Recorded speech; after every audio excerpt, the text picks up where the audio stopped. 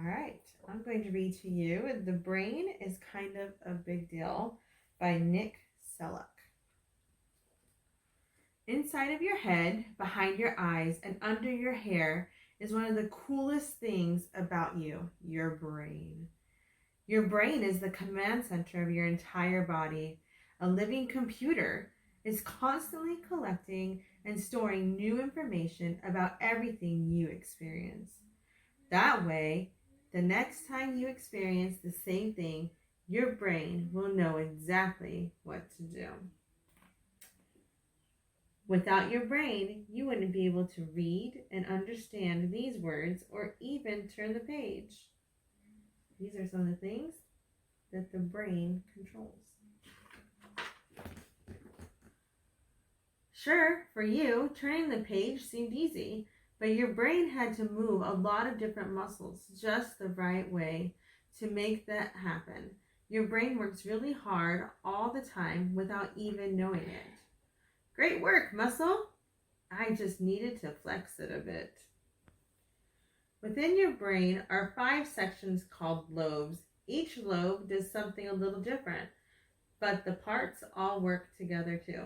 So this is the frontal lobe, the parietal lobe, the occipital lobe, or occipital lobe, I guess, temporal lobe, and the insular lobe. Don't worry, you don't have to remember these names. And the frontal lobe is where you can make new memories. The brain is made up of billions of things called neurons. They talk to one another by sending messages through gaps called synapses. When your brain's neurons work together to help your body take action, you can do all kinds of complicated things. I'm sending a message, pass it along. And it goes through here, and there's a little tiny message. He gets it. I'm sending you a message, pass it along.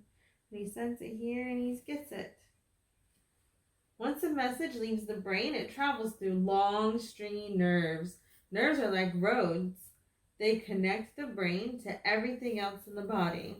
So this is the heart highway with all of its messages, and the stomach road. It says, I'm getting pumped just watching this. This is the heart. Your brain also uses nerves to get messages back from the rest of your body. If you get a paper cut or scrape your knee, a nerve will let your brain know very quickly. Ouch! Tell brain, it's nerve. Ouch! Ouch! Got it, nerve. Thanks. Eyes, time to do your thing. Your brain connects to the rest of your body through the nervous system. The nervous system is made up of your brain, stem, spinal cord, and nerves. So here's your brain, and the brain stem's right there, and it goes down your spinal cord, and all your nerves attached to that. Your body is full of this weird stuff. This is how messages are sent through your nervous system all the way to your brain. Your brain makes your body do a lot of important things that keep you alive without you even thinking about it, like telling your heart to beat and your lungs to breathe. Crash, bang! Do a steady beat. Da-dum, da-dum, da-dum. Is that how you want me to do it? Perfect. Your lungs, breathe, gasp. Now do that forever. What? So, there's involuntary and voluntary. When your brain does something for your body that you don't have to think about, it's called an involuntary function. Examples of involuntary functions: tear production, blinking, sweating, and digesting food in your stomach. You can choose to make your brain do stuff too. When you do something because you want to, that's a voluntary function. So some examples are talking, walking, reading, and cleaning your room. Your brain tells you when you need to eat. Your stomach and gut send messages to your brain, and your brain decides when you're hungry or full. So this is the tongue, and he says, I'm ready for more food. And the stomach says, hey, I'm the one who has to do all the work. You just like to taste good things. It's okay, stomach. I know you're full, so we won't eat anymore. What about ice cream? The brain says, there's always room for ice cream. And the stomach says, hey, are you tired right now? If you are, your brain is getting messages from your body that you see to sleep soon. When you sleep, your brain and body get a lot of much needed rest. While you dream, your brain gets ready for the next day. Sometimes it dreams about weird stuff. Now it's time to move on to even more fun stuff. The stuff that makes you you. Read a book, check. 8 hours of sleep, check. Time to get up. Your brain helps you turn thoughts into words so you can say or write what you're thinking. When you talk and write in a way that other people understand, you're using language. This is brain, that's English. Cerebro is Spanish, but I can't pronounce that Chinese word. Now I can talk about myself all over the world. Remember how the brain collects information like a computer and keeps it for later? Your brain is really good at using this information to figure stuff out, along with senses. So it sees green and brown. It sounds rustling. When you touch it, it's rough. And when you taste it, it's gross. I wouldn't recommend tasting a tree. But it says your result is a tree. And it uses all these different ideas. When you see something, a message is passed from the back of your eyes to the very back of your brain. Look what we saw. What? The picture is upside down. When the brain gets the message, the images are actually upside down and backward. Your brain is a good problem solver, though. It goes this way. Oh, that makes more sense. Your ears are always listening. When you hear something, whether it's the ocean or a song or a burp, your brain has to work to understand it. The sounds that you hear are made into messages that are sent to your brain. Then your brain tells you what the sound is. It sounds kind of buzzy. Don't tell me. It's a fly. Anytime you feel with your sense of touch, like something soft or wet, messages are sent to your brain. When you touch something, your brain's experience can be really useful, especially if whatever you've touched is sharp or too hot.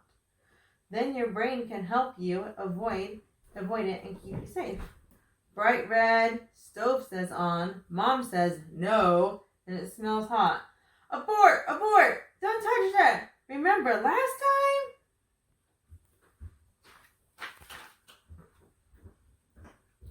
When a smell enters your nose, a message is sent to your brain. Your brain will then know if the smell is good or bad, or if you have smelled it before. Hey, smell this.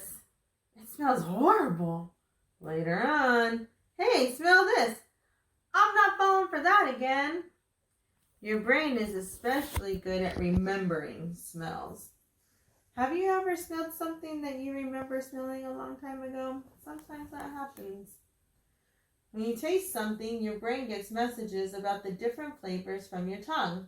Then your brain decides if it likes the taste or not. Your sense of taste has a lot to do with your sense of smell. Your brain uses your nose even more than your tongue to decide if something tastes good. Something Italian? It's pizza. It smells delicioso. Your brain is also in charge of telling your muscles and body exactly how to move. When you run, your brain gives your body very specific instructions.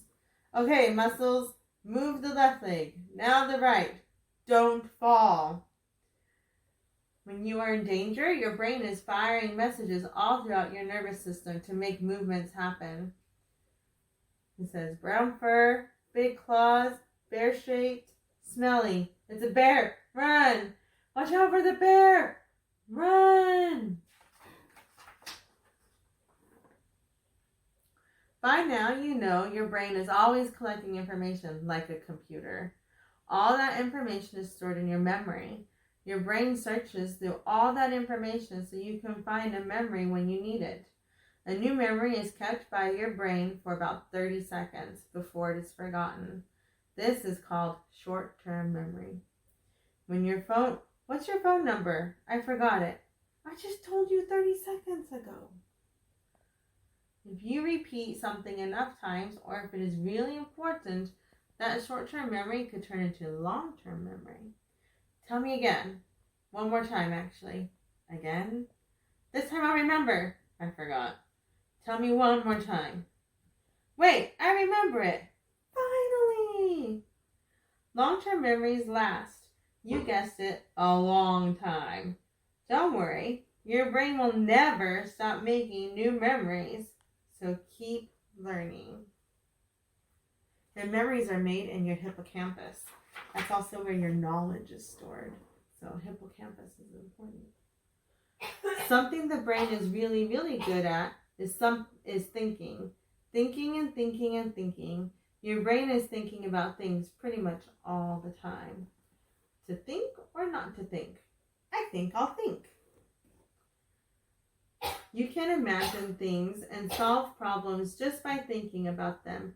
Every invention that people ever created, from rockets and medicine to toilets and pizza, came from thinking about ways to make things better. Did you know your feelings, like love, come from your brain too? Aw, I love love. You have nothing to do with it. You feel happy, sad, angry, or scared without ever having to learn how. You can control how you react when you feel something, but your feelings happen no matter what. Brain is sad. Are you crying? Yes. Nice work.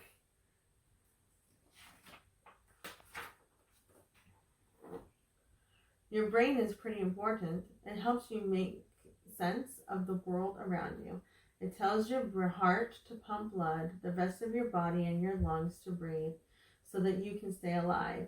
It moves your body and helps you talk, see, and hear. Your brain is also in charge of your thoughts, feelings, and memories that make you, you. Hooray for brain! See, looks like brain is having a party. You have great taste. Put me down, please.